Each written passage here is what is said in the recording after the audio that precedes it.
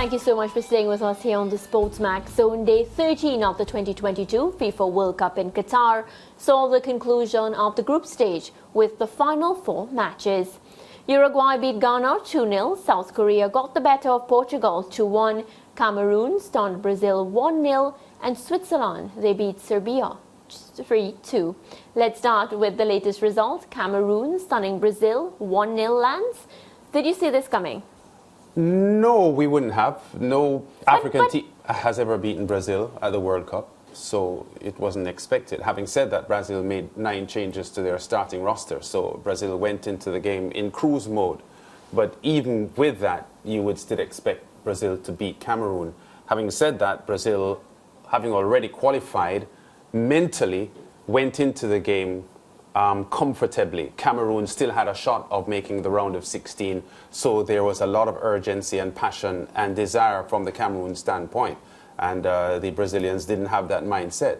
So they were comfortable in the first half, I thought, Brazil, but Cameroon just wanted it a lot, because as long as the Switzerland-Serbia game was on and Switzerland, there was a chance that Switzerland could drop points, Cameroon always had a shot of, if they upset Brazil, going into the round of 16. So they had a lot to play for, Cameroon. And I would think that that was the basic difference between the two teams. I know the Brazilians would be disappointed that they lost their unbeaten tag in this last Group G match.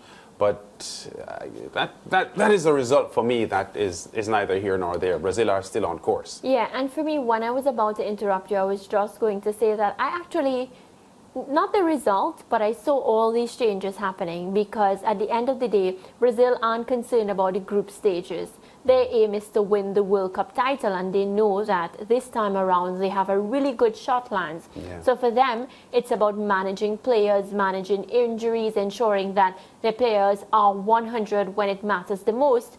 So with coach making those 10 changes today, I think it was evident that he would have done that and given the other players an opportunity to get a knock at the World Cup. Yeah. One of the things that coaches look out for, though, and not only coaches, but the strategists and so on, would be the fact that the teams are positioning themselves for round of 16 play.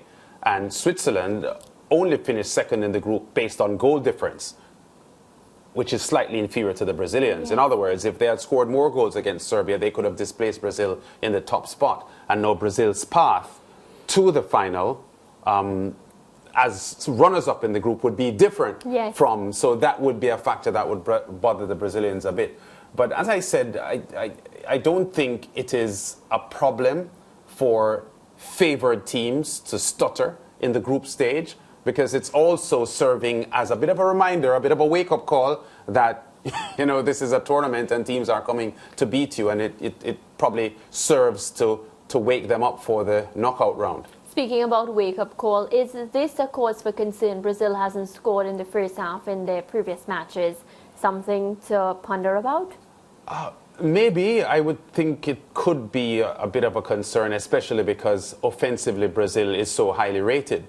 But a lot of the games have been scoreless at halftime. There were the statistics coming out. A high percentage of the games that we've seen so far in the World Cup have been scoreless at the first half. So I don't think that would be something that would bother Chiche that much, because he knows his strike power, and a few of them were on the bench today as well. So when he needs them in the knockout stage, I think they'll come back and do the business. Yeah, I agree with you with Brazil coming back and doing the business. But, you know, we're discussing the team today, and based on what we saw, Brazil got a lot of opportunities, Lance, but the opportunities that they got today, this particular Brazil side, failed to capitalize on any of them.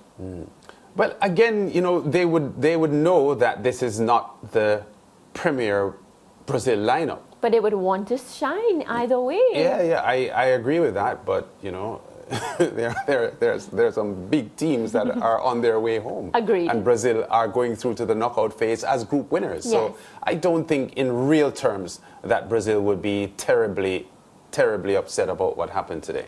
Yeah, let's now focus on the match this morning. South Korea stunning Portugal 2-1. Portugal, Cristiano Ronaldo's Portugal lands. What did you make of that result for South Korea? Well, the first thing is that Portugal were in the same position as Brazil, weren't they? They'd already qualified for the round of 16. So I think the mindset, not that they went in to lose, but the mindset would be a lot more comfortable than the South Koreans, who had a lot more to play for. And the South Koreans have not for a long time now had a good outing at the World Cup since 2002. So the desire, and we know these Asian teams, we see it with the Japanese, they play with a lot of intensity, their pace is impressive, and they press and they work hard. Their energy level, very, very impressive. So while beating Portugal would be considered a surprising result, I would assess it in the same way I looked at the Brazil-Cameroon game, that Portugal were comfortable and didn't need the urgency mentally going into the game. South Korea did, and they got the result. Yeah, and let's talk about South Korea, how they managed to pick themselves up throughout the World Cup. They had a bad start, but they got the wins and the points that they needed to get them over the line. Yeah, and I think one of the points that would be coming out from a result like this, as we have seen with the Japanese and we have seen with the Australians, is that people have to start accepting that we're on the world stage of the football now, and over the decades as we see the game evolving and growing in some of these non-traditional football powerhouses, that these teams have a lot to offer, and you cannot just turn up against them and feel that they're going to roll over and die. They're coming to challenge you, and they strategize in a way to press and play as compact as possible to not allow you to score as best as they can. And no matter what the sport is, if the heart and the desire is there or are there, you can get results. And I think that's part of why South Korea did what they did today. Yes, and while there were tears of joy for South Korea, a lot of tears for the Uruguay players who beat Ghana 2-0. Both teams are booking their flight back homelands. Yeah, I think one of the most popular pictures coming out of that match would be Luis Suarez in tears. And a lot of people aren't feeling too sympathetic about his woes there, because we remember what happened in the South Africa World Cup in 2010 when that handball situation with Ghana. So a lot of people aren't feeling much sympathy for Uruguay and Luis Suarez today. Although they beat Ghana, so Ghana were coming to beat them because of that passion, and they avenging what happened. But you know, I think Uruguay didn't play well enough throughout this group phase to earn themselves a spot. Ghana, deja vu for them, missing another penalty against Uruguay. What happened with that one?